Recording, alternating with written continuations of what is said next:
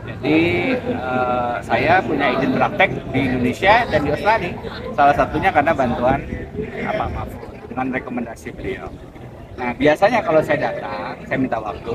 Atau pada saat saya mau kembali ke Melbourne, saya juga minta waktu. Jadi setiap kali datang paling tidak 2 kali ketemu.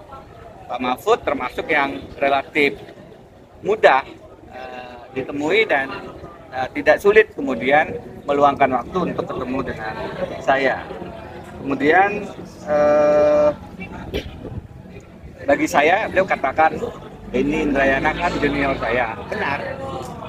Beliau adalah guru saya, senior saya, dan saya jadikan tokoh lah, panutan, terutama untuk isu-isu politik hukum. Meskipun dalam posisi sekarang sebagai Menko Polhukam, beberapa teman itu tidak jarang agak berpandangan negatif ya pada Pak Mahfud. Tapi saya sampaikan bahwa posisi Pak Mahfud yang sekarang ada di dalam pemerintahan itu memang tidak membuka ruang gerak manuver yang luas sebagaimana waktu beliau masih sebagai pengamat atau akademisi. Saya sendiri pernah berada di dalam pemerintahan sebagai staf khusus presiden, sebagai wakil menteri hukum dan HAM, dan tentu saja kita ada dalam koordinasi kebijakan presiden. Jadi yang penting saya meyakini kapasitas dan integritas anti korupsi Pak Mahfud. Yang ketiga,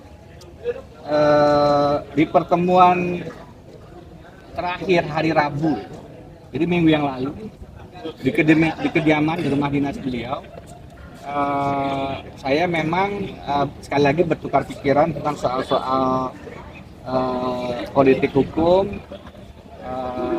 dan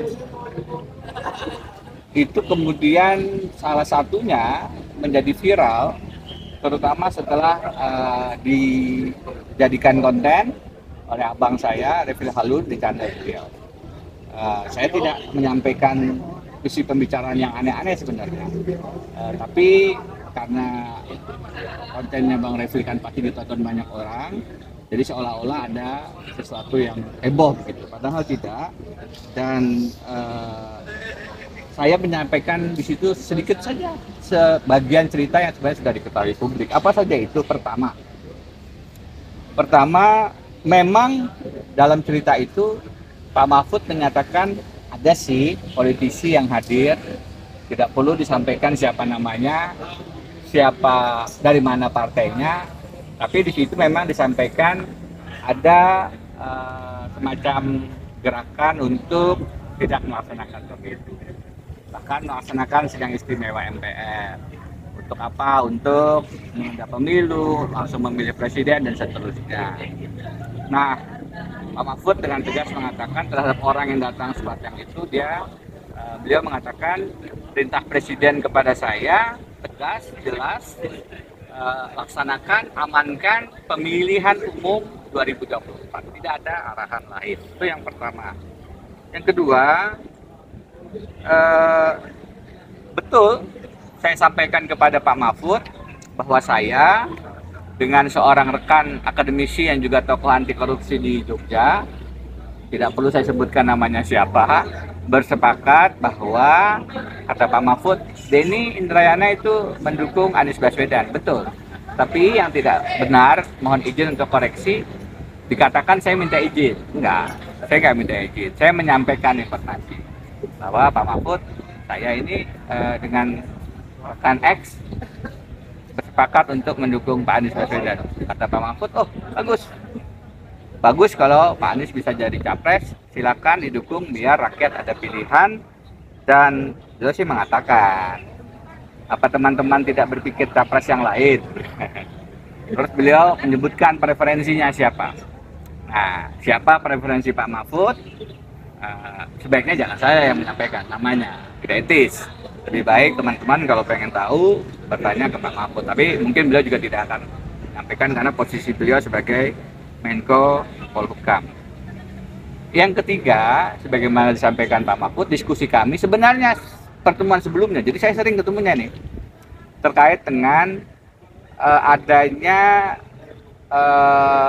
kecenderungan bahwa penegakan hukum itu dijadikan alat atau instrumen untuk strategi pemenangan pemilu 2024. Jadi ancaman kasus itu dijadikan daya tawar bargaining untuk partai tertentu pimpinannya berposisi atau berkoalisi. Nah, ini kasusnya X, ini kasusnya Y, yang itu kasusnya Z begitu. Saya bilang sama Pak Mahfud, Pak, ini tentu saja tidak tepat kalau kemudian hukum menjadi alat, menjadi instrumen untuk menekan posisi atau koalisi Pilpres 2024. Dan Pak Mahfud setuju. Habis sepakat bahwa tidak boleh semacam itu. Tidak ada ruang kompetisi yang sehat kalau kemudian hukum dijadikan alat untuk mengancam agar orang-orang berposisi pada pilihan capres siapa atau berkoalisi dengan partai apa. Nah, kita kemudian mendorong agar hukum dilepaskanlah dari jebakan atau jeratan-jeratan sebagai instrumen pemenangan pemilu itu.